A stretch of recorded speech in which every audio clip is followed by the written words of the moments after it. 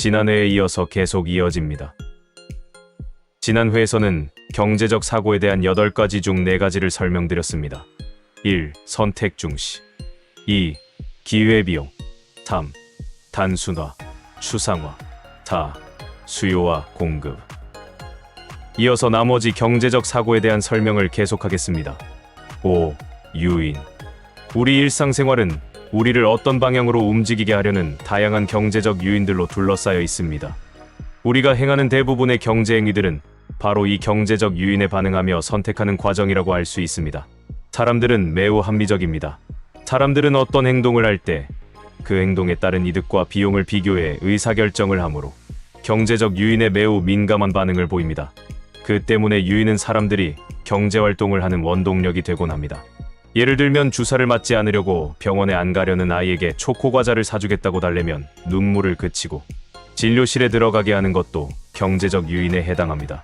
어떤 상품에 대한 소비자의 수요가 증가하면 그 상품의 시장 가격이 상승하여 생산자는 더 높은 가격을 받을 수 있기 때문에 더 많은 상품을 생산할 유인을 가지게 되죠.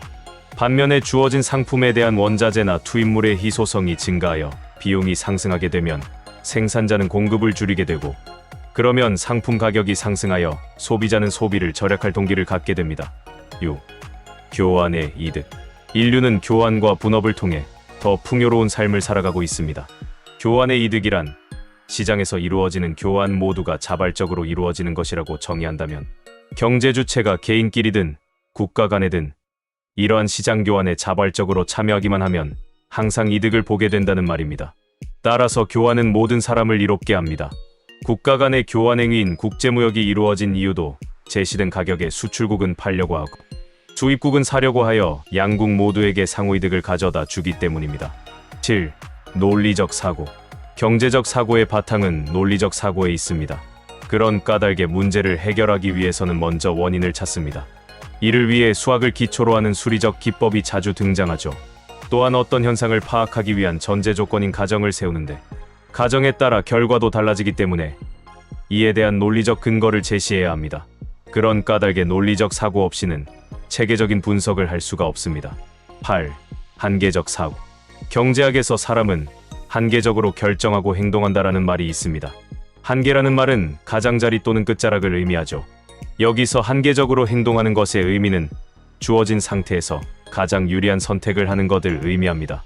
이렇게 한계적으로 행동하는 모습의 사례들은 우리 삶의 일상에 비일비재하죠.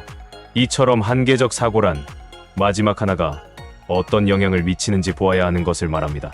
공부를 할 것인가 아니면 친구들과 어울려 놀 것인가를 결정할 때도 1시간을 더 공부함으로써 얻는 이득과 희생해야 할 즐거움을 비교한 후 한계 비용보다 한계 편익이 큰 쪽을 결정해야 합니다. 위 경제적 사고 중 이 세상에 공짜는 없다는 말을 많이 들어보았을 것입니다. 이 말은 경제학의 기본적인 원리 중 하나인 기회비용과 매우 밀접한 관련이 있습니다. 즉, 모든 자원이 한정적이기 때문에 어떤 것을 선택하면 그 대안을 포기하게 되는데 이 포기한 대안의 가치가 바로 기회비용이라는 것이죠. 따라서 어떤 것을 받는다고 해서 그것이 공짜가 아니며 항상 대가가 뒤따르게 됩니다. 주변에서 보면 흔히 대화하다가 견해 차이가 있을 때 나는 경제학은 모르지만 이렇게 생각한다라는 사람들이 있습니다. 경제학을 모를지라도 경제학적 관심을 벗어나 자신의 생각대로 멋대로 행동한다면 돌아오는 것은 결국 자신에게 불이익이나 손해를 초래할 가능성이 높습니다. 이런 사람들은 자신의 편견이나 오류에 매몰되어 있는 사람입니다. 여러분들은 이러한 오류에 매몰되지 않도록 차근차근 경제적 사고를 배우고 습득하여 자신의 관점으로 만들어가야 합니다. 이상 끝까지 살아남기 시리즈 남보다 앞서가려면 경제적 사고를 익혀라였습니다. 구독과 좋아요는 큰 힘이 됩니다.